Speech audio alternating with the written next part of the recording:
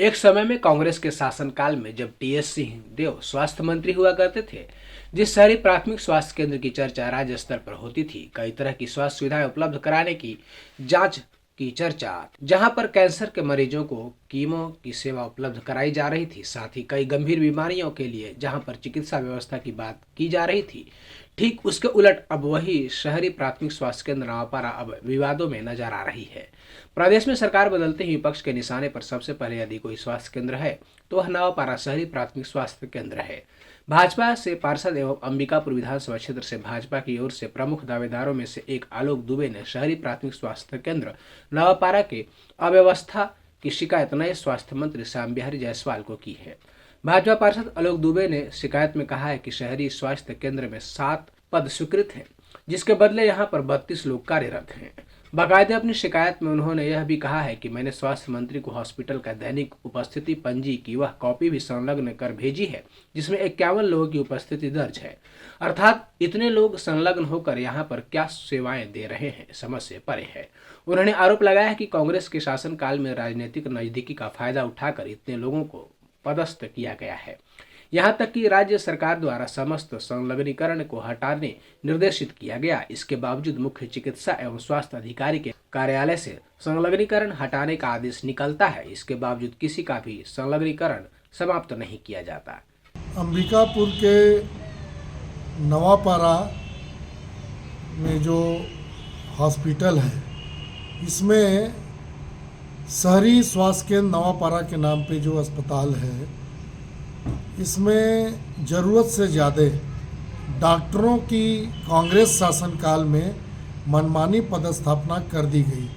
हम डॉक्टरों की पदस्थापना के खिलाफ नहीं हैं, मगर राजनीतिक रसूख से यहाँ स्वीकृत पद के अगेंस्ट ज़्यादा डॉक्टर पदस्थ हैं। और सबसे आश्चर्य की बात, वहाँ नर्सों की भी संख्या और बाकी और स्टाफ की संख्या भी कुल मिलाकर 52-53 लोग की पदस्थापना है, जबकि शासन से जो वहाँ सेटअप है वो सिर्फ 12 से 14 लोगों का है। मैं कलेक्टर सरगुजा से मांग किया हूँ कि अंबिकापुर के अन्य क्षेत्रों में जहाँ हमर क्लिनिक खुली हुई है, अभी अंबिकापुर शहर में 8 हमर क्लिनिक संचालित हैं। आपको आश्चर्य होगा कि इस 8 हमर क्लिनिक में 5 हमर क्लिनिक में डॉक्टर नहीं है और वहाँ ताला लटकने की स्थिति है। इसी तरह मनमानी सेटअप से नवापारा शहरी स्वास्थ्य केंद्र में इतने लोगों की पदस्थापना क्यों की गई, मैं इसकी जांच की मांग कलेक्टर सरगुजा से किया हूं और मैंने ज्ञापन देके उनसे मांग की है कि इसकी जांच कराएं।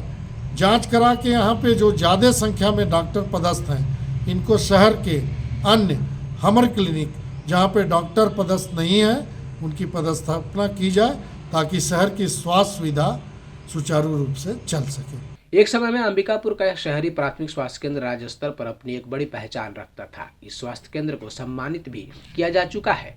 कहा जाता है कि कई गंभीर दर्द से परेशान लोगों के लिए एवं सिकल सेल सहित विभिन्न बीमारियों के पहचान के लिए यहाँ पर विशेष सेल का गठन किया गया था।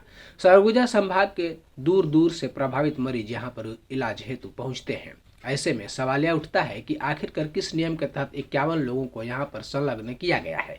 क्या सभी यहाँ पर संचालित अलग अलग विभाग को देखते हैं अथवा वहाँ कार्य करते हैं, या फिर अंबिकापुर शहर में संचालित समस्त शहरी प्राथमिक स्वास्थ्य केंद्र का संचालन एक ही हॉस्पिटल में नियुक्त कर्मचारियों के भरोसे किया जा रहा है। कई गंभीर सवाल है जिसका जवाब अब तक स्वास्थ्य विभाग ने नहीं दिया है।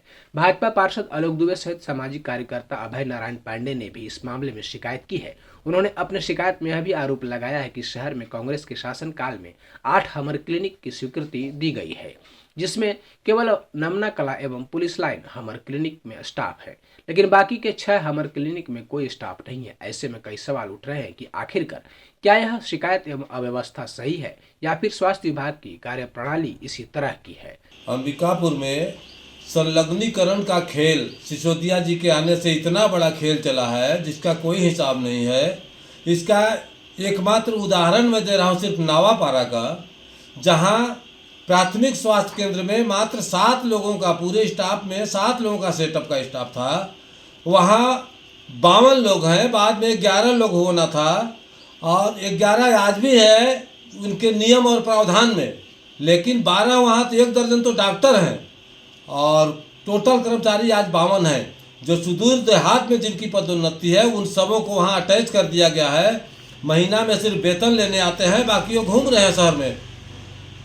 एक तरफ प्रशासन कार्यकर्ताओं या डॉक्टरों की कमी महसूस करती है और बताती है कि यहाँ नई कर्मचारियों की कमी होने के कारण स्वास्थ्य विभाग प्रभावित है। दूसरी तरफ ये ताज़ा उदाहरण आपको है स्पष्ट कि प्राथमिक स्वास्थ्य केंद्र नवापारा में 11 की जगह पर 52 कर्मचारी कागज में काम कर रहे हैं और वेतन शासकीय प्राप्त कर रहे हैं, लेकिन वहाँ किस नीति से है, किस नियम से है, आज तक किसी को समझ में नहीं आ रहा है। अब इस मुद्दा को उठाए चर्चा होने के बाद भी आज भी इसमें कोई फर्क नहीं पड़ता है। इसी तरह से पूरे सरगुजा संभाग में नियमितीकरण, इनका संलग्नीकरण का खेल चल रहा है, जो कैसे चल रहा है कि मंत्रालय के आदेश के बाद भी उसे ताक पर रख दिया जाता है और मनमाने ढंग से संलग्नीकरण का खेल यहाँ चल रहा है। वहीं दूसरी ओर नवापारा में संलग्नीकरण की जो स्थिति दिख रही है उसमें स्पष्ट है कि शहर में एक ही प्राथमिक स्वास्थ्य केंद्र में इतने डॉक्टर, नर्स एवं अन्य स्टाफ कैसे आ गए। हालांकि एक चर्चा जो मुख्य चिकित्सा एवं स्वास्थ्य अधिकारी सिसोदिया के आने के बाद थी कि वे कोई भी संलग्नीकरण नहीं करते थे। कोई जरूरतमंद लोगों को जो कई परेशानियों में होते थे, जाते थे, तो उनके भी संलग्नीकरण वे नहीं करते थे। ऐसे में सवाल यह उठता है कि संभागीय स्वास्थ्य संचालक व मुख्य चिकित्सा एवं स्वास्थ्य अधिकारी दोनों पदों पर उनके होते हुए कैसे एक ही हॉस्पिटल में इतने लोग संलग्न हो गए। प्रकाश फूल सजावट केंद्र, जहां आपको फ्लावर डेकोरेशन, वेडिंग डेकोरेशन और कैटरिंग की सभी सुविधाएं मिलती है, तो देर किस बात की, आज ही संपर्क करें।